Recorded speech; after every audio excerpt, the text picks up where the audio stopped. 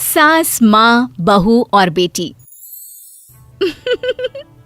नहीं नहीं, ये कहानी इन सारे के सारे रिश्तों की नहीं, बल्कि 2 रिश्तों में ही सभी रिश्तों के होने की है। अरे बहू, मेरे और तेरे ससुर जी की रोटी मत बनाना, मैं बना लूंगी, दिन तक ठंडी हो जाती है। बहू जो कि एक वर्किंग लेडी थी। नहीं नहीं माँ जी, मैं अच्छे से कपड़े में लपेट देती हूँ ना, आप क्यों मेहनत करेंगी, माइक्रोवेव में गर्म कर लेना। अरे नहीं बहू, मेहनत मत कर, वैसे भी ऑफिस में कम मेहनत होती है क्या, जा रहने दे। लेकिन बहू मानती नहीं, वो सास ससुर की रोटी बनाकर ही जाती है। दोपहर में खाने के वक्त ससुर जी कहते हैं, अरे बहू को रोटी बनाने के लिए क्यों मना कर दिया, क्या हो गया, ठंडा ही तो खाते आए हम लोग हमेशा से।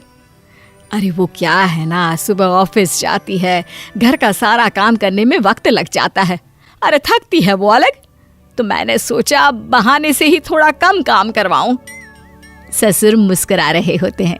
यह तो अच्छा है, बहू को समझना जरूरी है।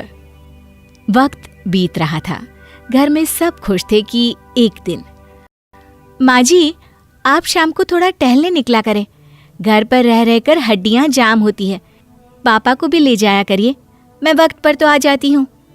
बहू ठीक 5 बजे ऑफिस से घर आ जाती है, फिर चाय नाश्ता बनाकर सास ससुर के साथ बैठती, उन लोगों को सारा दिन का हाल बताती।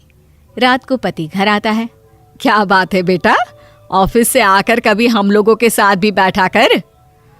अरे माँ, दिन रात काम करके मन ही नहीं करता, अगले दिन की फिर तैयारी होती है, आप और पापा ही कमरे में आ जाओ। इससे अच्छी तो बहू है, कितना भी थकी रहे, घर आकर हम लोगों के लिए चाय नाश्ता बनाना, फिर बातें करना। बहू ना होती तो हम बुढ़ा बुढ़िया तो बैठे ही रह जाते। सास और ससुर अब बहू के कहने पर शाम की सैर पर निकलने लगते हैं।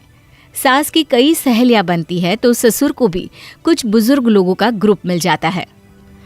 कैसा रहा सहेलियों के साथ शाम का वक्त? हम लोगों ने तो भाई खूब योगा किया।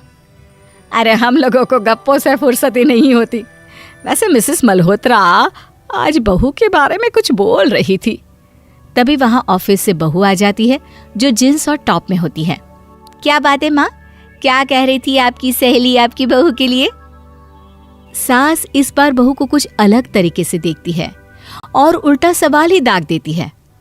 क्या कह रही थी वो हटा, ये बता, तेरे ऑफिस में तो मर्द भी काम करते होंगे ना? बहू जो अब तक मजाक कर रही थी वो सीरियस हो जाती है। मर्द होंगे नहीं माँ जी, मर्द ही ज्यादा हैं, हम 5 ही लड़कियां हैं ऑफिस में। अरे तो अच्छा लगता है क्या ऐसे कपड़े पहनती हो? कल से तुम ना साड़ी पहनकर ऑफिस जाना, और हाँ, शाम का नाश्ता थोड़ा जल्दी बनाया करो, नाश्ता बनाकर बाद में ही ऑफिस के कपड़े चेंज करने जाना। बहू को समझ में नहीं आता कि सास को हो क्या गया है, लेकिन वो कुछ नहीं कहती, सीधे किचन में जाकर चाय नाश्ता बनाती है और सास ससुर को दे देती है।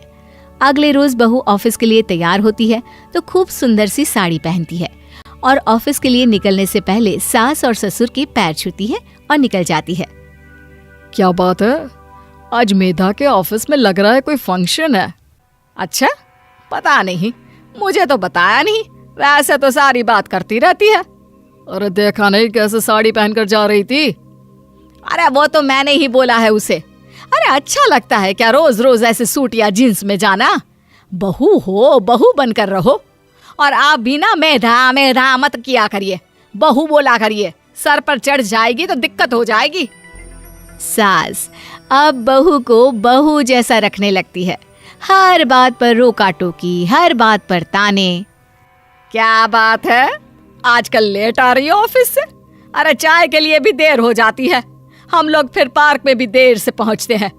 सभी की बहुएं वक्त से चाय नाश्ता करा देती है अपने सास ससुर को, बस एक तू ही है जो उस वक्त ऑफिस से निकलती है। माँ जी, वो एक रास्ता पुलिस वालों ने न जाने क्यों बंद कर रखा है, जिसके कारण ट्रैफिक ज्यादा हो जाता है। मैं कोशिश करूंगी कल वक्त से पहले ही निकल जाऊं। ससुर देख रहे होते हैं कि बहू अब परेशान सी रहने लगी है। एक रोज, मेधा, बेटी मेधा। जी पिताजी। बेटा देख जरा कौन सी टी शर्ट अच्छी लग रही है। वो क्या है ना, शाम को सब बदल बदल कर टी शर्ट पहनते हैं, मैं भी सोच रहा हूँ कि आज कुछ अच्छा सा पहन कर जाऊं। हाँ पिताजी, ये सही है। ये लाल वाली ना बहुत जचेगी आप पर। मेरे पापा पर भी डार्क रंग बहुत जचता है। क्या चल रहा है? अरे ससुर के सामने घूंघट तो छोड़ो, ऊपर से रंग बताया जा रहा है टी शर्ट का। अरे बहू, कोई संस्कार दिए नहीं है क्या तेरी माँ ने? बहू इस बार बहुत निराश हो जाती है। वो वहां से तुरंत अपने कमरे में चली जाती है। अब बहू घर का सारा काम करती, ऑफिस जाती, लेकिन साड़ी और सर पर पल्ला लेकर। एक बार पड़ोसन उनके घर आती है। वाह सुमित्रा बहन, बहू का तो रूप ही बदल दिया। ठीक किया, बहू बहू जैसी ही अच्छी लगती है। अच्छा चलती हूँ मैं। पड़ोसन के जाने के बाद सास बड़ी अकड़ के साथ कहती है, देखा मेरा कमाल, कैसे मैंने मेधा बहू को कंट्रोल में कर लिया। अब बारी ससुर के बोलने की थी। हाँ सुमित्रा, बिल्कुल ये काम तो किया है तुमने, लेकिन कभी सोचा क्या खो दिया? क्या खो दिया? मैंने तो कुछ नहीं खोया जी। खोया है, पहले बहू जब ऑफिस जाती तुम्हारे पैर छूकर तुम्हें गले लगाती, लेकिन अब सिर्फ पैर छूती है। हाँ जी, ये बात तो आप ठीक बोल रहे हैं। पहले घंटों हम लोगों से बात करती, कमरे में ना जाती, ऑफिस से आते ही खुद की चाय, खाना, नाश्ता सब हम लोगों के साथ करती, सारी बात बताती। लेकिन क्या तुम्हें पता है, बहू की तबीयत खराब चल रही है, वो माँ बनने वाली है। ये बात मुझे बेटे ने बताई कि तुम्हें बता दूं। अब सास की आंख में आंसू थे। वो समझ गई थी कि लोगों के कहने में आकर उसने क्या खो दिया। शाम को बहू घर आती है तो माँ किचन में पकोड़े तल रही होती है। अरे माँ जी, आप रहने दीजिए ना, मैं आ तो रही थी। अरे नहीं, जा तू चेंज कर ले, मैं नाश्ता और चाय टेबल पर ही लगा रही हूँ मेधा। सास के मुंह से अपना नाम सुनकर बहू को बहुत अच्छा लगता है। माँ जी, कोई गलती हो गई है क्या? मेरे होते हुए आप काम करें, ये ठीक नहीं है। संस्कारी और समझदार बहू सास को माँ समझती है, लेकिन सास की बेवकूफ़ी उसे सास ही बनाकर रखती है। बहू, मुझे भी थोड़े संस्कार और समझदार बनने का मौका दे, जिससे मैं भी बहू नहीं बेटी को देखूं तुझ में। और हाँ, मेरा होने वाला पोता क्या कहेगा कि दादी ने तो मेरी माँ को बहुत परेशान किया। बहू सास को गले लगा लेती है। नहीं माँ जी, वो कहेगा कि माँ को तो दादी ने बेटी बनाकर रखा है।